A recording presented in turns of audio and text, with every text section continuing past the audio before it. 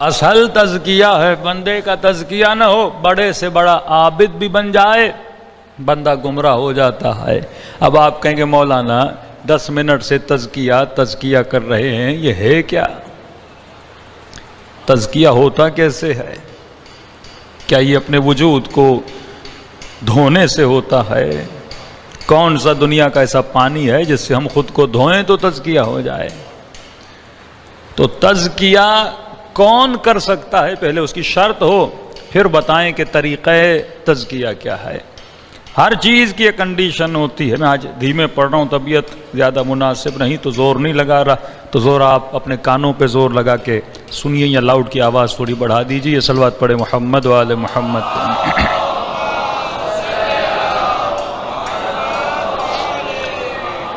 تو تزکیے کی سب سے پہلی شرط یہ ہے کہ اپنے وجود میں ایک صفت کو پیدا کرو، اور اگر وہ صفت پیدا ہو گئی تو تو راہ تزکیے پہ چلنے کی صلاحیت رکھ سکتا ہے۔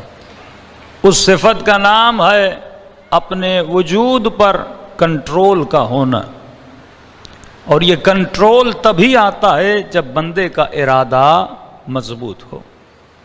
اگر آپ کا ارادہ کمزور ہوگا آپ کا کنٹرول کمزور ہوگا، اور جب کنٹرول کمزور ہوگا تو آپ خود کو نہیں چلا رہے ہوں گے، کوئی اور آپ کو چلا رہا ہوگا۔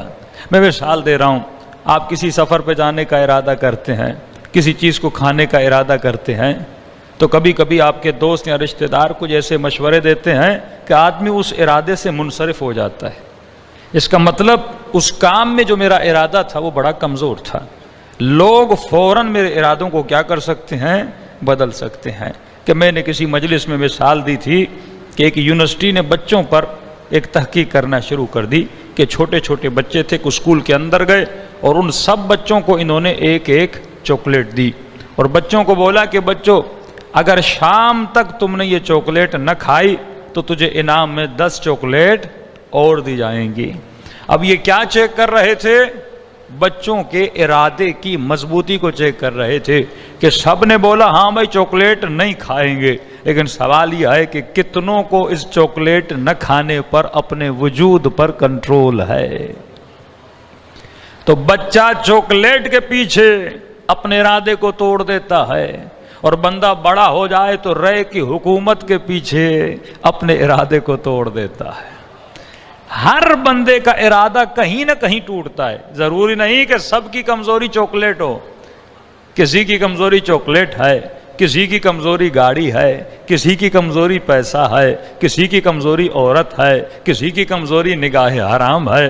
ہر بندے کی اپنی کمزوری ہے، تو جس کی جہاں کمزوری آتی ہے وہیں پر نفس اس کے اوپر سوار ہو جاتا ہے، اور یہ کب اپنی کمزوریوں کو اپنی مضبوطیوں میں بدلے گا؟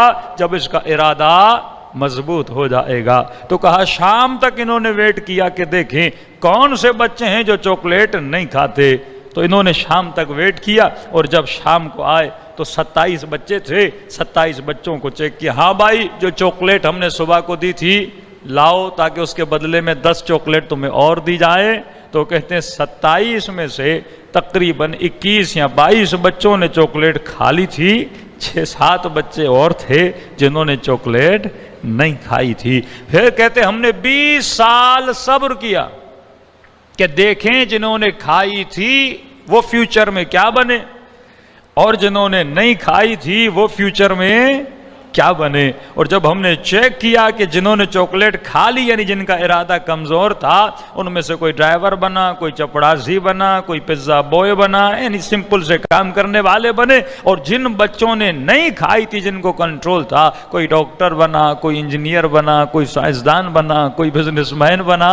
تو تبھی معصومین فرماتے ہیں 7 سال سے لے کر 14 سال تک یہ بچہ تیرا غلام ہے، 7 سے 14 تک اس کے ارادے کو مضبوط کر، اگر بچپنے میں مضبوط ہو گیا تو کسی میدان سے بھاگے گا نہیں۔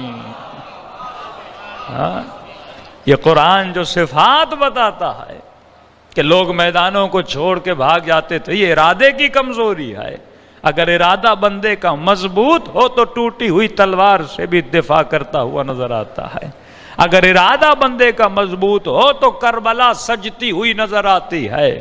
یہ 72 وہ تھے جن کے ارادے مضبوط تھے۔ زہیر کیسا بھی تھا، اس کا مذہب کیا بھی تھا اس سے پہلے، لیکن حسین جانتے تھے کہ زہیر کا ارادہ مضبوط ہے، وہب کا ارادہ مضبوط ہے، حر کا ارادہ مضبوط ہے۔ اب اگر تو دین باطل پر بھی ہے پر تیرا ارادہ مضبوط ہے تو اہل بیت کوشش کرتے ہیں تجھے اپنے مکتب میں لا دیں۔